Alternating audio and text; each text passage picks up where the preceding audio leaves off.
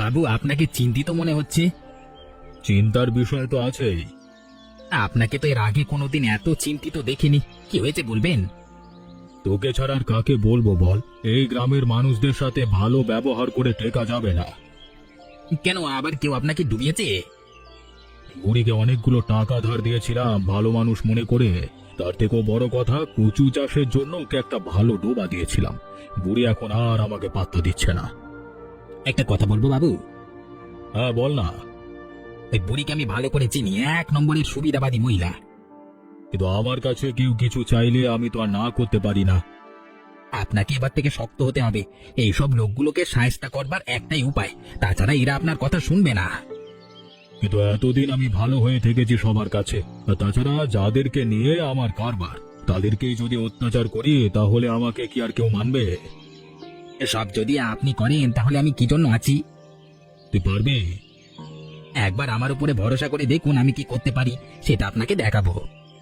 ঠিক আছে, চেষ্টা করে দেখ, তবে কাউকে বেশি কষ্ট দিস না, কেমন?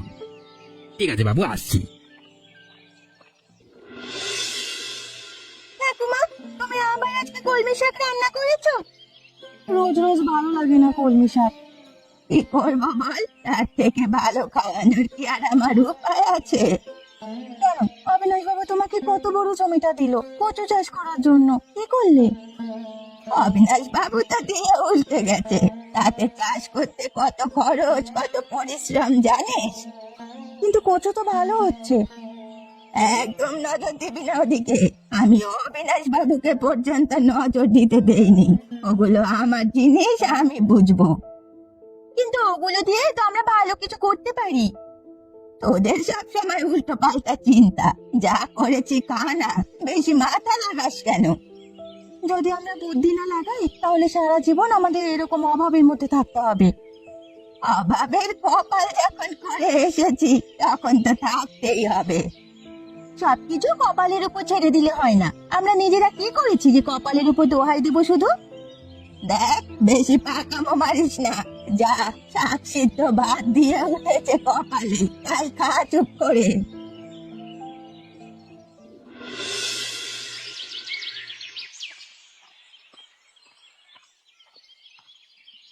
আরে বুড়িমা, তুমি তো একেবারে চকের ধনের মতো। তোমার কচুকে দাগলে রেখেছ কি গো?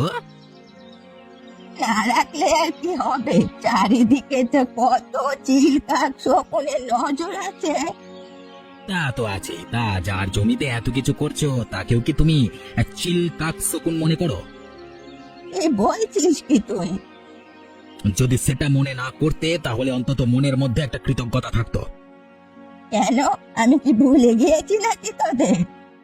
অবিনাশ বাবু যে বিশ্বাস করে তোমাকে এত বড় জমিটা দিল ভালো মানুষই করে, তার কি দাম তুমি দিয়েছো? অবিনাশ বাবু দিয়েছিলেন দয়া করে, তারপর আমি যা করব সেটা আমার ব্যাপার। সব বিষয় কি তুমি ঠিক করবে? তাছাড়া কি, বাবু জমি দিয়েছেন আমাকে, আমি ছাড়া আর কে ঠিক করবে? দেখো, আমার ভালো রূপটা দেখেছো সব সময়, খারাপ রূপটা দেখোনি। আমি বাবুকে খুব ভালোবাসি। তোমার এই জমি নেওয়ার জন্য যদি আমি বাবুকে কখনো আর চিন্তিত দেখি তাহলে কিন্তু তোমার কপালে খুব দুঃখ আছে। তুই আমাকে হুমকি দিচ্ছিস? সেরকমই প্রয়োজন মনে হচ্ছে। আমাকে হুমকি দিয়ে তুই কিছু করতে পারবি না। আমি আমার দুই নাতনির কথা শুনিনি, তোর কথা শুনবো? তুমি তোমার নাতনিদের কথা শোনোনি সেটা তোমার ব্যক্তিগত ব্যাপার, কিন্তু আমার কথা যদি না শোনো তাহলে তোমার কপালে চরম দুঃখ আছে। কি করবি তুই আমার? হ্যাঁ, সেটা দেখতেই পাবে। চোখের সামনে এই কচু গাছ সব নষ্ট করে খেত আমার বাবুকে দিয়ে দেবো। চেনো না তোমাকে? তুই কিন্তু এরকম করবি না। তাহলে তুমি আগে কথা দাও, বাবুর সাথে দেখা করবে, যা পাওনা সব দিয়ে দেবে বাবুকে। ঠিক আছে, বাবুকে গিয়ে বলিস আমি বাবুর সাথে মিলে গিয়ে দেখা করব। এই কথার যদি অমান্য হয়েছে তাহলে কিন্তু যেটা বললাম সেটাই মনে রেখো। হ্যাঁ, আমি কিন্তু তখন তোমার কোনো কাঁদুনি শুনবো না। আচ্ছা বাবা, ঠিক আছে, যা।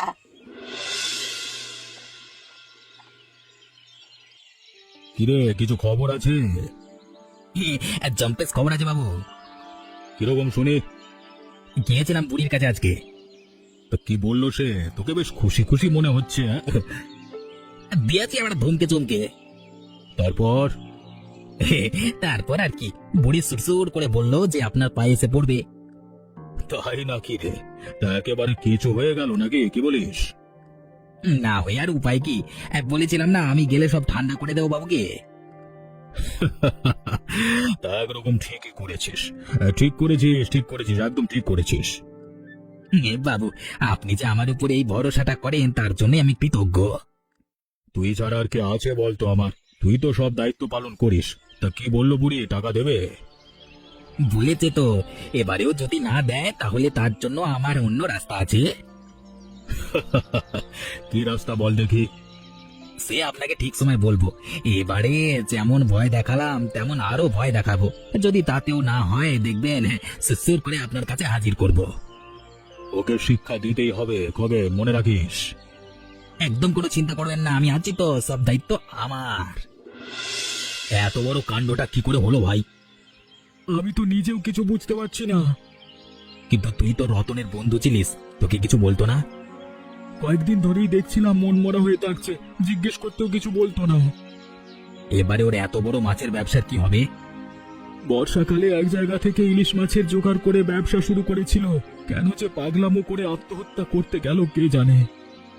বুঝলি তো, শুধু পয়সা রোজগার করলেই হয় না, চিন্তা মানুষের একটা বড় বিষয়। চিন্তা মানুষকে ভেতর থেকে শেষ করে দেয়। কিন্তু ওর কি এমন চিন্তা ছিল বলতো? তুই এমন কিছু জানিস না যেটা আত্মহত্যার কারণ হতে পারে? একবার বলেছিল বটে, বুড়িমা ওর থেকে অনেকগুলো টাকা ধার নিয়ে রেখেছে, ব্যবসার টাকা দিচ্ছে না, তাই চিন্তিত। কি বলিস কি তুই? আরে বুড়িমা তো আমাদের বাবুর থেকেও অনেক টাকা ধার নিয়ে রেখেছে, এমনকি একটা জমি কবজা করে রেখেছে কচু চাষের জন্য। কি বলিস কি রে? তার মানে কি ওই বুড়ি সবার সাথে এরকম করছে? আমার তো তাই মনে হচ্ছে, কিন্তু বাবু এই বিষয় নিয়ে খুব চিন্তিত। এটা কি করে আটকানো যায় বলতো? এরকম চিটিংবাজি তো চলতে দেওয়া যেতে পারে না। আমাদের অবিনাশ বাবুর জায়গায় অন্য কেউ থাকলে তো বুড়িকে এতদিন খতম করে দিত। ব্যাপারটা তো আমারও অসহ্য লাগছে। একটা মানুষ এভাবে মারা যাবে একজনের স্বার্থপরতার জন্য, সেটা তো কিছুতেই মেনে নেওয়া যায় না। দেখ, বাড়িতে সবাই কান্নাকাটি করছে, কি অবস্থা বলতো? আমার তো আরো জ্বালা রে। কেন? ওদের বাড়ির মেয়ের সাথে আমার একটা ভালো সম্পর্ক আছে, এরকম যদি বুড়ি হয় তাহলে তো সারা জীবন জ্বলতে হবে কলা। তুই সাবধানে গো ভাই, তবে আমাদের বুদ্ধি করে ব্যাপারটা নিয়ে কিন্তু ভাবতেই হবে। আর আমি আমার দিক থেকে অবিনাশ বাবুকে সবকিছু জানাবো। ঠিক আছে, এখন এর মতো রতনের সব কাজ কারবার মেটানো যাক, পরে বুড়ির বিষয়টা ভাবা যাবে। আমার সব বোনস হয়ে গেছে বাবু, আমাকে বাঁচান। কি হয়েছে কমলা? এ হচ্ছে রতনের বউ। রতন মানে আজকে যে গ্রামে আত্মহত্যা করেছে? হ্যাঁ বাবু, দিব্যি মানুষ ছিল, কিন্তু কেন যে এরকম করলো কিছুই তো বুঝতে পারছি না। আমি একটা জিনিস বুঝতে পেরেছি বাবু, আর সেটা আপনার সামনে জানানো দরকার এখন। কি হয়েছে? তুমি নতুন কিছু জানতে পেরেছো? ওর ভালো বন্ধু ছিল গোপাল, গোপালের মারফত জানতে পারলাম আমি সবকিছু। কি জানতে পেরেছি সেটা বলতো। জানতে পেরেছি যে ওই রতনের যে মাছের ব্যবসা ছিল সেখান থেকে বুড়ি ভুলিয়ে ভালিয়ে অনেক টাকা ধার নিয়েছিল, আর সেটাই বুড়ি শোধ করেনি, আর সেই চিন্তাতেই রতন আত্মহত্যা করেছে। কি বললি? এত বড় সাহস বুড়ির? আমি তো সেটাই বলছি, সবার কাছ থেকে চিটিংবাজি করছে, এটা কখনো সহ্য করা যায় না। অনেক হয়ে গেছে, আর সহ্য করব না। বাবু, আপনি এর বিচার করুন। আপনি যদি এর বিচার না করেন তাহলে এরপরে আমিও আত্মহত্যা করতে বাধ্য হব। আমি তোমাকে কথা দিচ্ছি, এরকম ঘটনা আর ঘটবে না, আর আমি বুড়ির উপযুক্ত শাস্তি দেব। তোমার সাথে আমার দেখা করতে খুব ভালো লাগে। আমারও ভালো লাগে না, সারাক্ষণ বাড়িতে ঠাকুমার সাথে ঝামেলা, আমার ভালো লাগে না। রতন চলে যাওয়ার পর মনটা এমনিতেই ভালো নেই। সেটাই তো স্বাভাবিক, তোমার খুব ভালো বন্ধু ছিল। তার থেকেও বড় কথা, খুব ভালো একজন মানুষ ছিল তো, এত ভালো একটা ব্যবসা শুরু করেছিল, কিন্তু তোমার ঠাকুমা টাকা নিয়ে ওকে ডুবিয়ে দিল। ব্যাপারটা আমিও জানতে পেরেছি, যেটা হয়েছে সেটা একদম ভালো হয়নি। তবে আমি চাই তোমার বন্ধু রতনের ব্যবসাটা তুমি সামলাও। তার জন্য তোমাদের একটা সাহায্য লাগবে। কি সাহায্য? ইলিশের ব্যবসাটা আমি করব ঠিক করেছি, তবে আমরা যেহেতু বিয়ে করতে চলেছি, তাই আমি চাই তুমিও নিজের পায়ে দাঁড়িয়ে স্বনির্ভর হও। কিন্তু আমি কি করবো বলো তো? আমি কি কিছু করতে পারি? করতে পারো, তোমরা দুজন বোন মিলে তোমাদের ঠাকুমাকে উচিত শিক্ষা দিতে পারো। তাছাড়া তোমরা দুই বোন খুব ভালো কচু রান্না করতে পারো। আমি তোমাদের ইলিশ মাছ দেবো, তোমরা ইলিশে রান্না করে বাজারে, মানে কচু ইলিশ রান্না করে বাজারে দোকান দেবে। জানো, আমিও একদিন এই কথাটা ভাবছিলাম, ঠাকুমাকে বলেছিলাম, কিন্তু ঠাকুমা আমার কথা শুনলো না তো। তোমার ঠাকুমার কথা আর তুমি কতদিন মেনে চলবে? এবারে সময় হয়েছে তোমাদের দুজনকে এক হয়ে প্রতিবাদ করবার। তোমরা দুই বোন এক হলেই তোমার ঠাকুমারা শিক্ষা পাবে। ঠিক আছে, আমাদের এই বিষয়গুলো ঠিক হয়ে যাওয়ার পরেই আমরা বিয়ে করব। এখন বাড়িতে যাই, না হলে আবার ঝামেলা হবে। ঠিক আছে।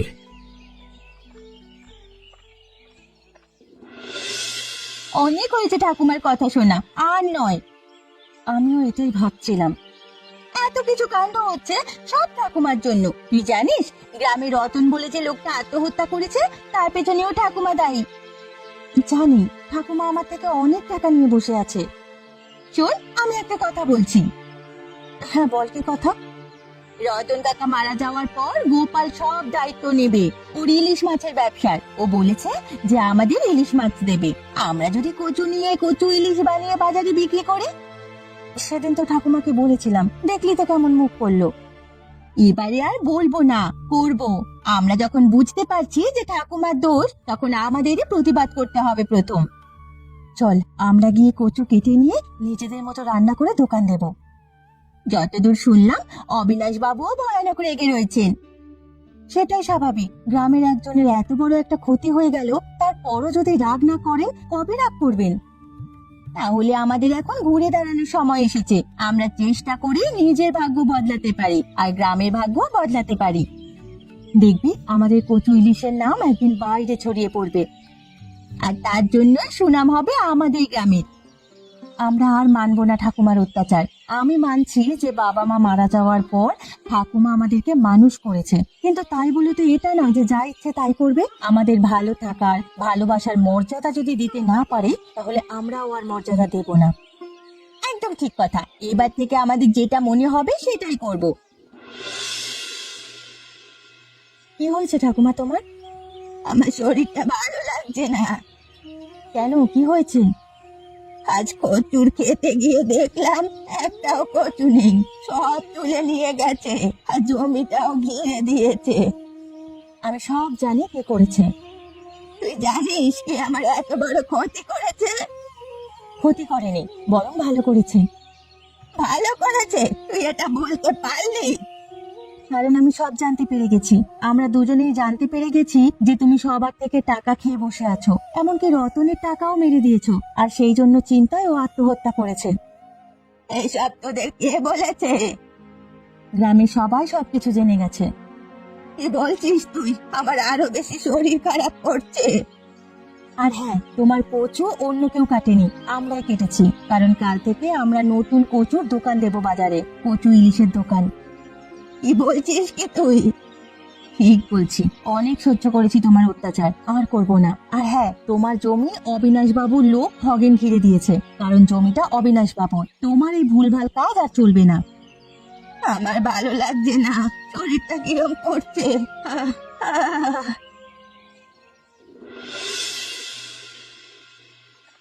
কচু দিয়ে কোনোদিন ইলিশ মাছ হতে পারে, আমি তো জানতামই না। তাহলে কত বড় একটা জিনিস জানতে পারলে বলো তো? কচু দিয়ে ইলিশ মাছের টক, ইলিশ মাছের ঝোল, আর কচু শাক দিয়ে ইলিশ মাছের মাথা।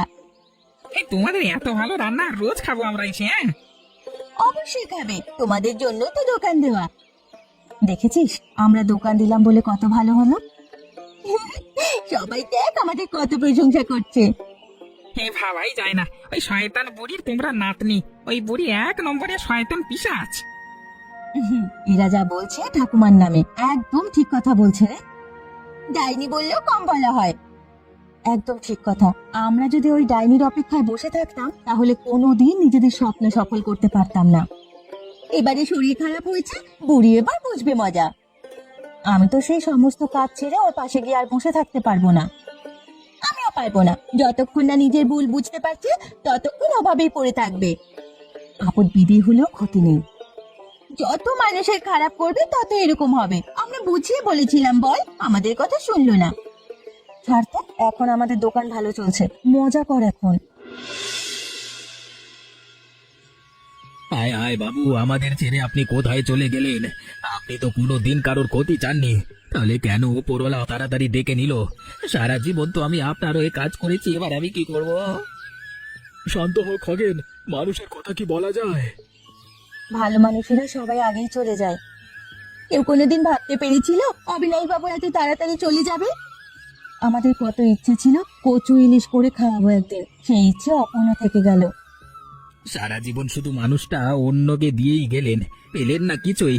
শেষ জীবনে আমি জোর জবরদস্তি করে ওইটুকু জমি ফিরিয়ে এনেছিলাম। নিজের যা যতটুকু ছিল সারা জীবন শুধু বিলিয়ে গেলেন সবাইকে গো। আমার ঠাকুমাও শেষ পর্যন্ত ছলনা করলো। এত ভালো মানুষের হবে না। হায় রে, ভালো মানুষেরা কেন যে এত তাড়াতাড়ি চলে যায়? এবারে তোমরা বলতে পারো আমি কি নিয়ে থাকবো? অবিনাশ বাবুর ফেলে যাওয়া কাজ এখন তোমাকেই করতে হবে। হ্যাঁ, রতন কাকুর মৃত্যুর পিছনে আমাদের ঠাকুমা দায়ী। ঠাকুমাকে শাস্তি দিতে হবে। ঠিক বলেছ লতা, তুমি জমিদারের সবকিছু জানো, দায়িত্ব এখন তোমাকেই নিতে হবে। এত বড় দুঃখ কাটিয়ে উঠতেই তো আমার জীবন চলে যাবে। নিজেকে সামলাও। সমস্ত গ্রামের দায়িত্ব অবিনাশ বাবু তোমার উপরে দিয়ে গেছেন। সারা জীবন তোমাকে নিজের ছেলের মতো মনে করেছেন, এখন থেকে সেই দায়িত্বগুলো তোমাকে পালন করতে হবে। মানুষটাকে দেখে একবারও মনে হয়নি যে অসুস্থ।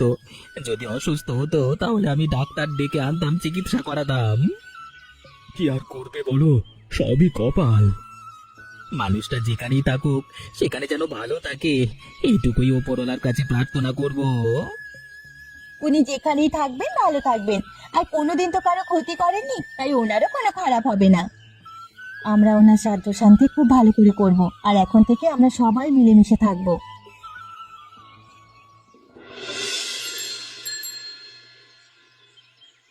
দেখো, এটা তোমাকে কিছু বলতে এসেছে। আমার আর কিছু শোনার অবস্থা নেই বাবা, আমার শরীর খুব খারাপ। শরীর খারাপ বললে তো হবে না, অবিনাশ বাবু মারা গেছেন, ওনার ফেলে রাখা কাজ আমাকে করতে হবে, তাই তোমাকে কথাগুলো শুনতেই হবে। আমার স্বামীর মৃত্যুর জন্য তুমি দায়ী, এর বিচার করতেই হবে আজকে। মরা মানুষকে নিয়ে কি বিচার করবি? মানে কি বলতে চাইছো তুমি? যে মরে গেছে তার বিচার হবে না? মারা গেছে তোমার জন্য, তুমি টাকা খেয়ে নিয়েছো, সে তো আত্মহত্যা করেছে তার জন্য। আমার জীবনের সবটুকু সুখ শান্তি কেড়ে নিয়ে এখন এখানে শুয়ে আছে মহানন্দে। অবিনাশ বাবু তোমার জন্য চিন্তায় থাকতো, আমি দেখেছি উনি একা একা পায়চারি করতেন। এতগুলো মৃত্যুর বোঝা তোমার কাঁধে, যদি নিজের পাপের প্রায়শ্চিত্ত না করতে পারো তাহলে মরে গিয়েও শান্তি পাবে না। আমি নিজের ভুল বুঝতে পারছি, কিন্তু কি করব বল, ওরা আমাকে ক্ষমা করবি না? আমি তোমার মুখও দেখতে চাই না এক মুহূর্ত। সুস্থ হয়ে উঠলে এই গ্রাম ছেড়ে চলে যাবে তুমি, আর কোনো কথা শুনতে চাই না। আর হ্যাঁ, গোপালের সাথে তোমার নাতনির বিয়ে হবে, এটাও সিদ্ধান্ত হয়ে গেছে, কথাটা শুধু তোমাকে জানিয়ে রাখলাম। বাবারা, আমাকে ক্ষমা করে দাও। এখন আর ক্ষমা চেয়ে কি হবে? আমি জানি সারা জীবনে যা করেছি তার কোনো ক্ষমা নেই, তবু এই মৃত্যু শয্যায় এসে নিজের ভুল বুঝতে পারছি।